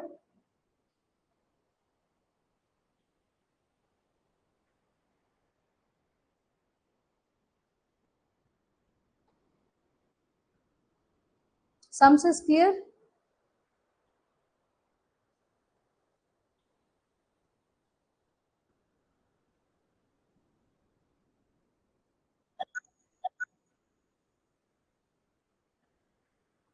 सम नंबर 22 यहाँ पे लिखोगे कैलकुलेशंस ऑफ इनकम स्टेटमेंट, ठीक है। पर्टिकुलर्स अमाउंट जो देना है दे देना। इसके बाद we always start with sales. कितना सेल्स दिया हुआ है? 3 लाख। इसके बाद हम लोग माइनस करेंगे वेरिएबल कॉस्ट। वेरिएबल कॉस्ट कितना बोला है? 50%, यानी 1.5 लाख। 50% ऑफ सेल्स, इसको अगर हम लोग माइनस करते हैं तो मेरा कितना आ जाएगा? कंट्रीब्यूशन आ जाएगा। एक पूरा अंडरलाइन होगा, हाँ ऐसे 50, 150। देन हम लोग माइनस करेंगे फिक्स्ड कॉस्ट। कितना दिया हुआ है क्वेश्चन में? 1 lakh. That is our earning before interest and tax. तो कितना आ गया? 50,000। से हम लोग माइनस कर देंगे इंटरेस्ट। 1 लाख इंटू 10%, कितना आ जाएगा? 10,000।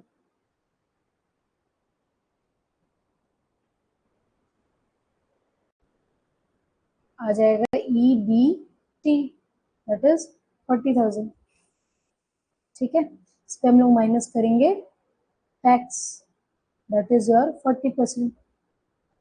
40,000 का 40% निकालो, 16,000।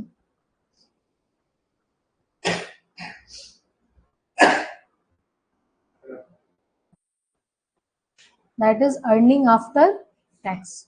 तो 40,000 माइनस 16,000, 24,000। यहाँ पे स्टिल हम लोग को क्या लिखना है? Preference dividend.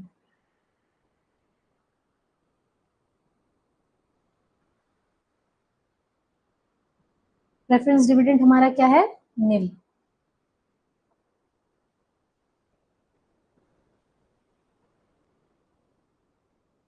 क्या आ जाएगा? EPS, earning available to equity share holders. Earning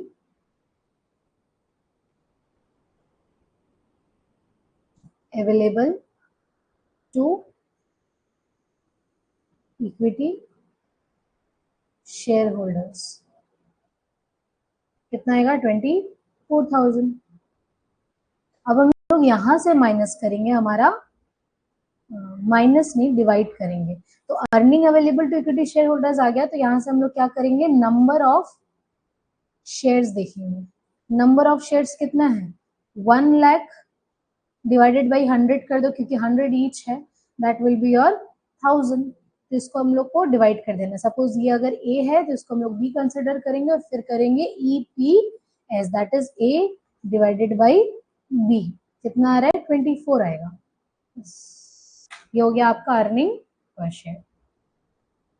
बोलो, क्लियर है?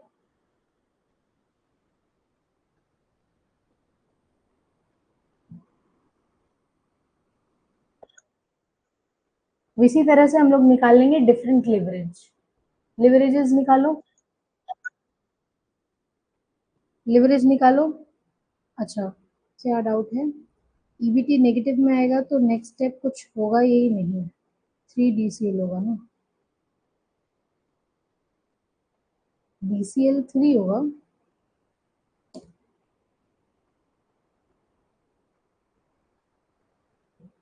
देखो, अगर नेगेटिव EBT आता है तो स्टेप स्टिल सारा होगा, बट आपको निल कर करके करना है। आपको एक हिंदी चीज समझ में नहीं आ रहा है? मैं कब से बोल रही हूँ कि सारा जितना भी स्टेप्स लिखा हुआ है आपके फॉर्मूला में, सब कुछ देना है। प्रेफरेंस डिविडेंड अगर नहीं दिया हुआ है क्वेश्चन में, स्टिल उसको लिख के निल करना है। अगर आप टैक्स 0 कर रहे हो उसके बाद भी स्टेप्स में आपको करना है निल निल निल। जब बोल रही हूँ उसको क्यों नहीं सुन रहे हो?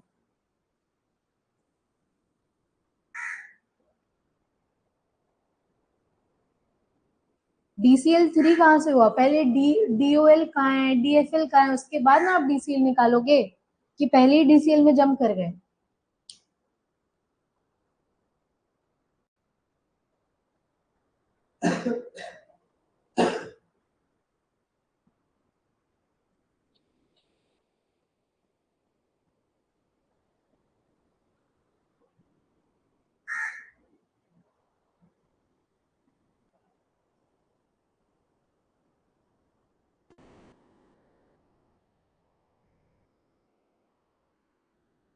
कंट्रीब्यूशन बाय ईवीआईटी, मैम ये पहले वाला क्वेश्चन था, आपने दूसरे का जगह डीएफ लिखा था।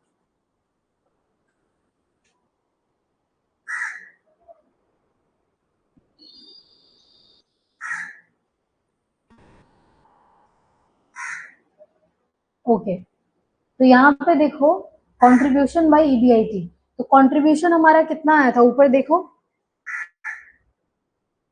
1,50,000, ईबीआईटी कितना है 50,000, फॉर्मूला पुट करो 1,50,000 बाई 50,000, कैलकुलेट करो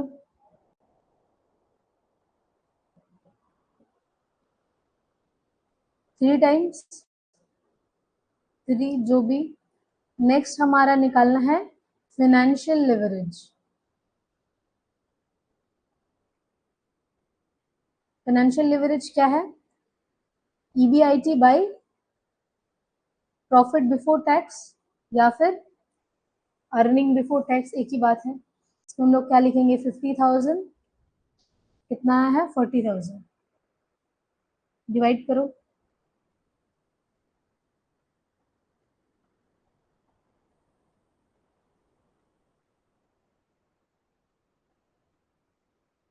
1.25,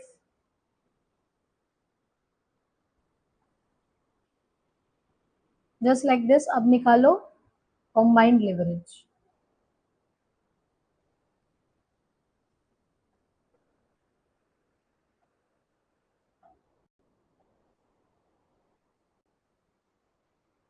इंटू करो O L into F N, कितना होगा 3 इंटू 1.25, 3.75।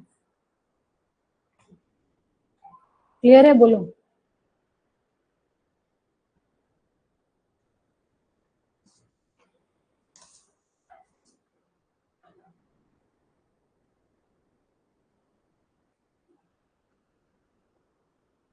क्लियर हुआ?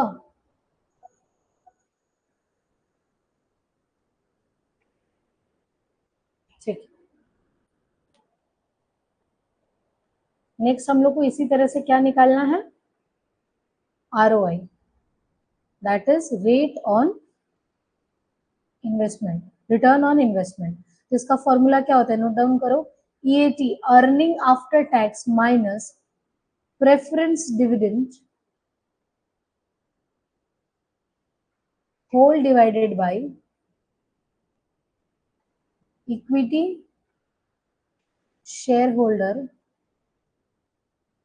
फंड, ये है इसका फॉर्मूला। तो ऊपर देखो ईएटी कितना आया था 24,000 अर्निंग आफ्टर टैक्स, टैक्स को डिडक्ट करने के बाद। प्रेफरेंस डिविडेंड क्या था, नील था। इक्विटी शेयर होल्डर्स कितना था 1 लाख था, जो कि 100 ईच था। ठीक है, अब इसका आंसर निकालो इंटू 100, ठीक है, इंटू 100, क्योंकि रिटर्न ऑन इन्वेस्टमेंट कर रहे हैं ना, it will be 24%।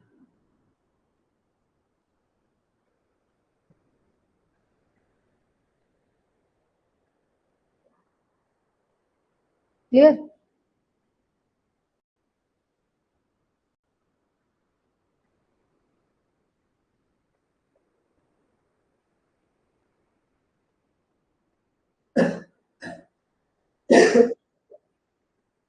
The last point of the sums is if sales is increased by 50,000.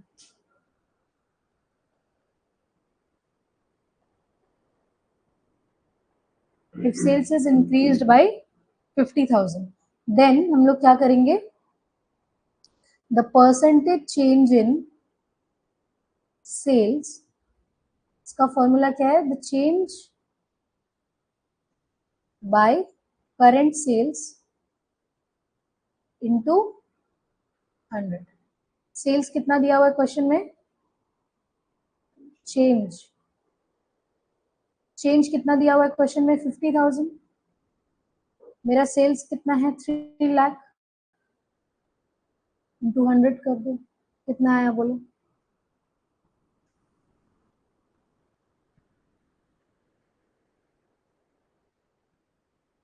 16.67%. Just like this, we can derive, we know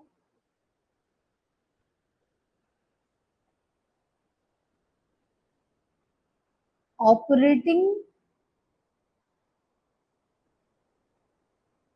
leverage equal to 3 times. ऊपर हम लोग solve किए थे, इससे क्या हो जाएगा, मैंने ऊपर पढ़ाया था कि चेंज को हम लोग इस साइन से डिनोट करते हैं. तो change in EBIT divided by change in sales equal to 3 times.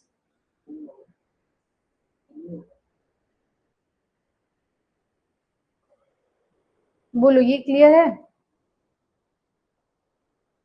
Switch कर लेना बस. तो चेंज इन EBIT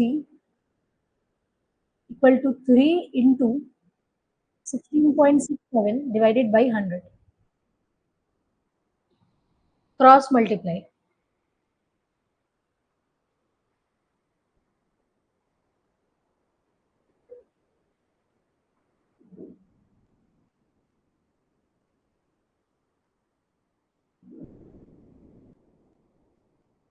ये डायरेक्ट जंप क्यों किया?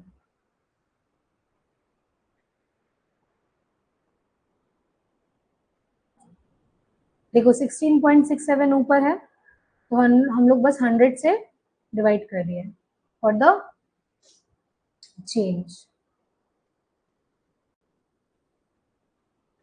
क्लियर है? बोलो करो.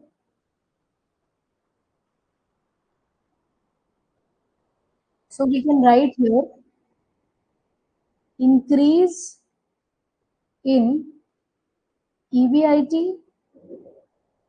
equal to 50,000 into 0.5, that is 25,000. Question में जैसा पूछा है, ठीक है. Therefore our new sums करो ना, EBIT will be 50,000 प्लस जो हम लोग निकाले अभी 25,000. How much? 75,000. ठीक है.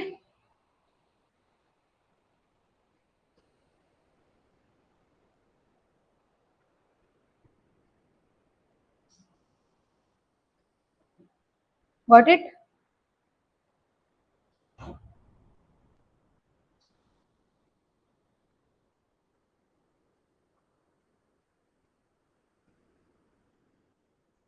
इसी तरह से अगर हम लोग ऑल्टरनेटिव मेथड देखें, इसको आप लोग ऐसे भी निकाल सकते हो और इसको ऑल्टरनेट तरीके से भी निकाल सकते हो. वो क्या है? सेल्स हम लोग का कितना दिया हुआ था? 3 लाख, बट इंक्रीज कितना हुआ? 50,000. तो टोटल सेल्स मेरा कितना हो गया? 3,50,000. मेरा वेरिएबल कॉस्ट कितना माइनस करने बोला था? 50%. तो 50% ऑफ व्हाट? 3,50,000. कितना आ रहा है बोलो? 1,75,000. इसको जैसे ही हम लोग माइनस करेंगे तो मेरा क्या आ जाएगा? कंट्रीब्यूशन. कंट्रीब्यूशन कितना आ रहा है? 1,75,000.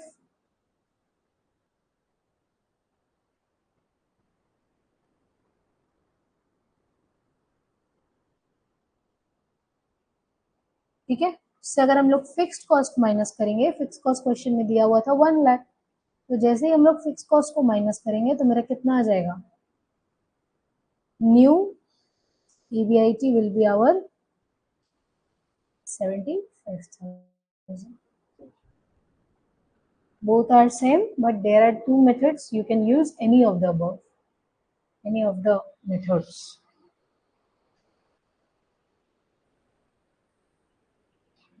बोलो क्लियर है?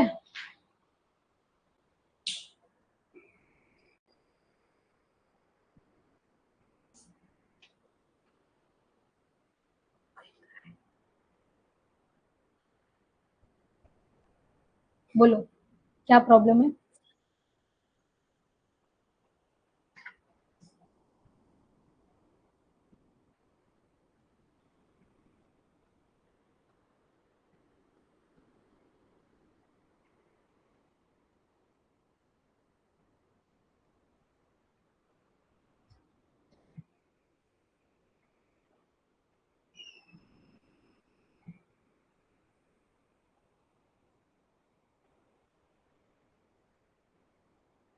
सम्स देखो।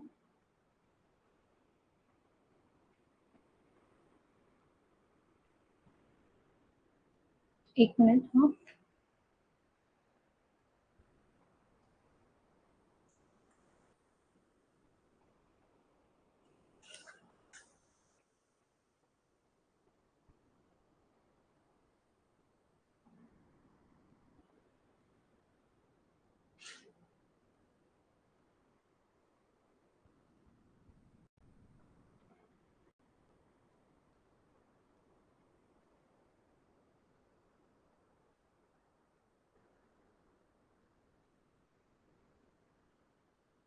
चलो ये वाला सम्स करते हैं। क्या क्या यहाँ पे निकालने बोला है देखो, ऑपरेटिंग लिवरेज, कॉम्बाइंड लिवरेज और ईपीएस। ठीक है, तो यहाँ पे देखो ऑपरेटिंग लिवरेज हम हमारा क्या है, DOL, combined leverage is DCL और ईपीएस, ये तो पता है। लेकिन यहाँ पे देखो डीएफएल नहीं बोला है, लेकिन अगर आप डीएफएल नहीं निकालोगे तो क्या आप डीसीएल निकाल सकते हो? सो तीनों ही, कोई एक भी अगर आपको निकालने बोले, अगर मेनली वो जो दो कॉम्बिनेशन पे हम लोग निकालते हैं डीओएल इंटू डीएफएल, तब हम लोग का डीसीएल निकलता है। तो अगर डीसीएल भी सिर्फ निकालने बोलेगा ना, स्टिल आपको ये दोनों निकालना पड़ेगा और ईपीएस निकालना है। सिंपल सम्स है। इक्विटी शेयर कैपिटल आपको 10 ईच दिया हुआ है, that is 5 lakh. 10% bonds 100 each दिया हुआ है, that is 4 lakh. Fix cost interest को एक्सक्लूड करके दिया गया है 7 लाख। प्रॉफिट वॉल्यूम रेशियो क्या है, पीवी रेशियो 20%, इनकम टैक्स दिया हुआ है और सेल्स दिया हुआ है 10 लाख। सम्स क्लियर है, बोलो।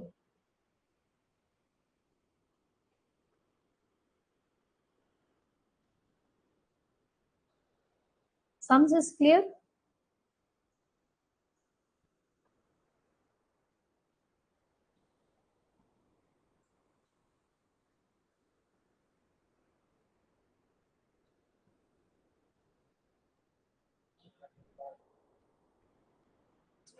तो जब तक एडिट नहीं करो और आगे बढ़ जाओ, आगे के लिए रेडी रहेगा।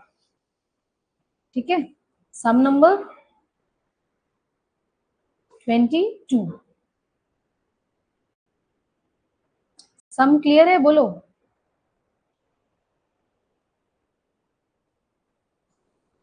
देखो सबसे पहले हम लोग को क्या निकालना है, ऑपरेटिंग लिवरेज। ऑपरेटिंग लिवरेज निकालने से पहले हम लोग क्या करेंगे, इनकम स्टेटमेंट बनाएंगे।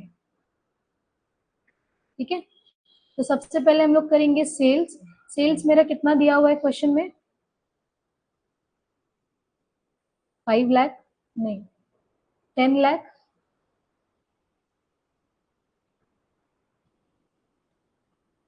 माइनस कर देंगे हमारा, और क्या दिया हुआ है देखो, क्वेश्चन फॉलो करो, आप लोग ये वाला सॉल्व करो।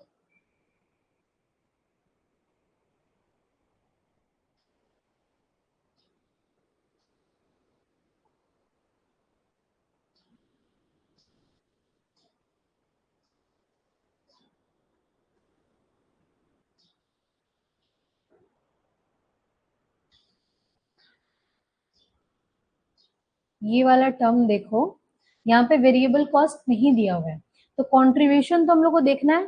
तो कंट्रीब्यूशन कैसे निकालते हैं, सेल्स इनटू पीवी रेशियो। ये सब टर्म नोट करके रखना। सेल्स मेरा कितना है, 10 लाख। पीवी रेशियो कितना दिया हुआ है क्वेश्चन में, 20%। तो 10 लाख का 20% कितना हुआ,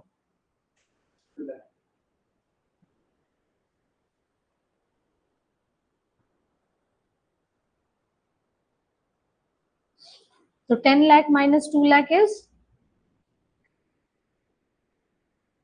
ये मेरा आ गया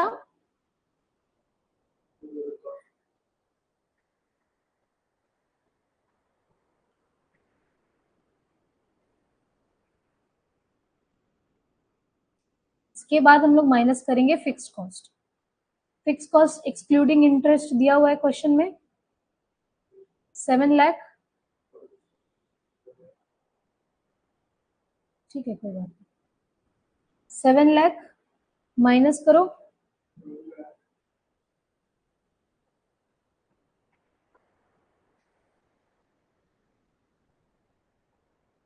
से हम लोग आ जाएगा ईबीआईटी। ईबीआईटी के बाद हम लोग को क्या करना है, इंटरेस्ट माइनस करना है। इंटरेस्ट कितना दिया हुआ है क्वेश्चन में, 10%, 4 लाख का।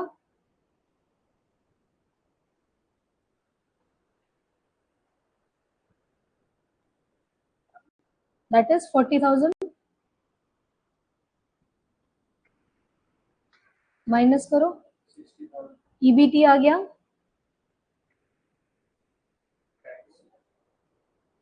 हम लोग माइनस करेंगे टैक्स।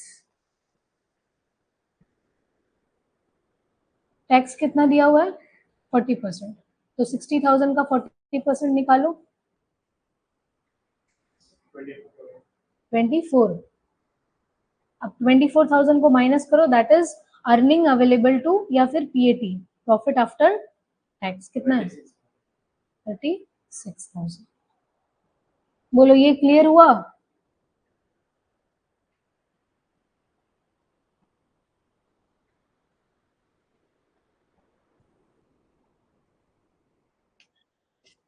Very good. हाँ, आई नो। तो उसके बाद ऑपरेटिंग लिवरेज अब निकालेंगे। Operating leverage that is contribution by EBIT.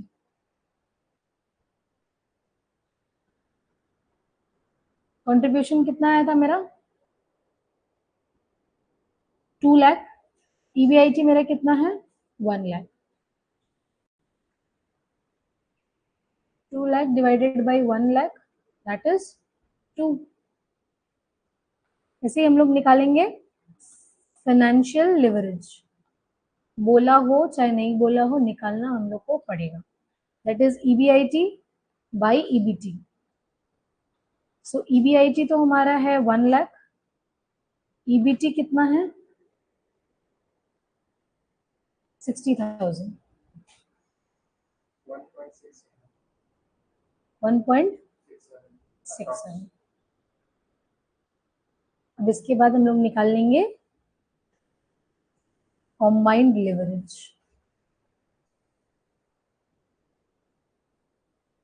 That is 2 into 1.67, कितना आ रहा है बोलो, 3.34। ठीक है।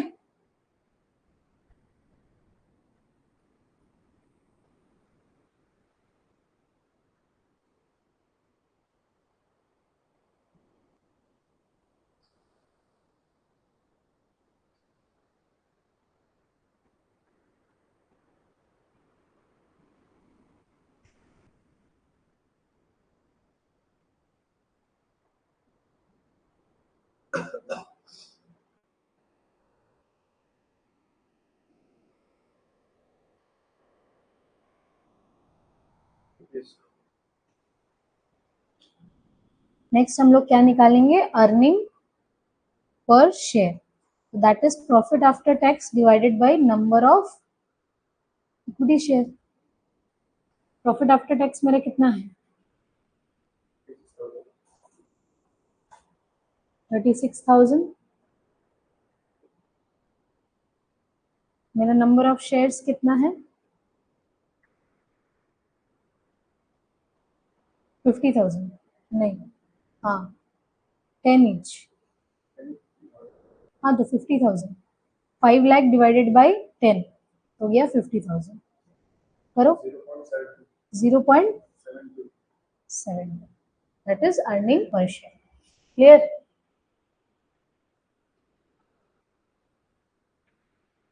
बोलो।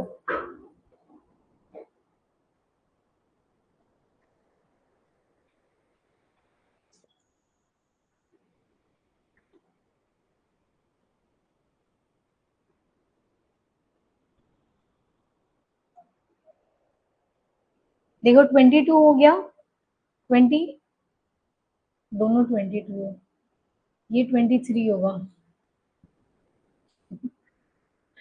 23 हो गया। अब ऐसे अकॉर्डिंगली करते जाओ, ठीक है। 24, देखो ये सब आप लोग प्रैक्टिस करना, क्या निकालना है देखो, कैलकुलेट डीओएल, डीएफएल और डीसीएल। तो आप लोग प्रैक्टिस करना घर पे, ठीक है। यहाँ पे देखो आपको क्या बोला है, प्रिपेयर इनकम स्टेटमेंट, मतलब भाई अर्निंग पर शेयर तक आपको जाना है। 25 हम लोग कर चुके हैं। 26 यहाँ पे भी क्या बोल रहे हैं, if the combined leverage and operating leverage of company, अगर इतना दिया हुआ है तो हम लोग को कितना क्या निकालना है, फाइनेंशियल लिवरेज निकालना है और पीवी रेशियो निकालना है। आप लोग घर पे कोशिश करना, जितना आपसे बन पाएगा पूरा, जितना आपको पीडीएफ दिया गया है, जितना आपसे बन पाएगा आप लोग बनाना। उसके बाद हम लोग कंटिन्यूएशन करेंगे नेक्स्ट क्लास में। बोलो, is there any doubt?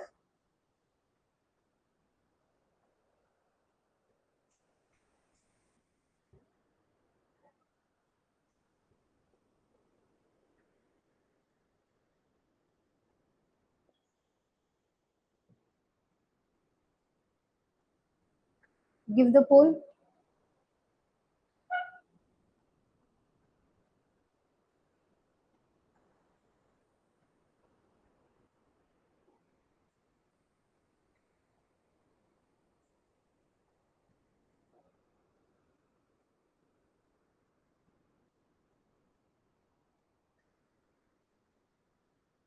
Another one.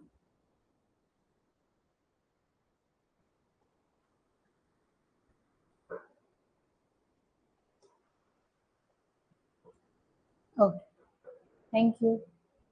So let's end here. Okay, घर पे प्रैक्टिस करना, फिर हम लोग नेक्स्ट क्लास में आगे का सम्स करेंगे।